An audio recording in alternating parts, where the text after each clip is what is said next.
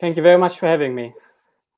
What do you make of OPEC's recent oil production cuts and Biden's resulting response to release 15 million barrels of U.S. reserves in December?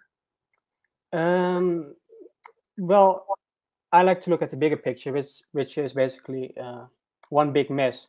Um, if you look at OPEC's their decision to cut by I think 2 million barrels a day, um, it's not that groundbreaking actually, because a lot of OPEC plus nations were actually already producing below their targets, and Kazakhstan is actually increasing production. So essentially, that cut isn't groundbreaking, but it's still very bullish, because what we are seeing is an increasing supply deficit.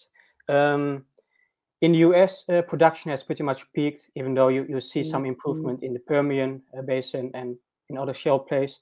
But in general, oil supply growth is very, very slow, and demand is coming back, especially if you factor in that China is going to ease its zero COVID strategy eventually. But yes, if you look at the bigger picture, Biden is trying to combat high gas prices, especially in a very, very important election year for him.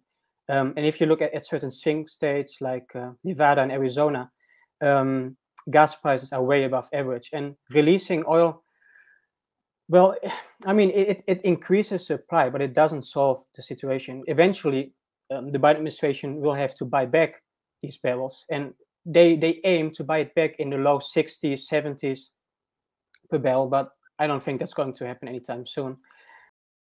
Want to listen to the full episode as a podcast? Subscribe to Wall Street Breakfast and get Week in Bite every Saturday morning in your favorite podcast app.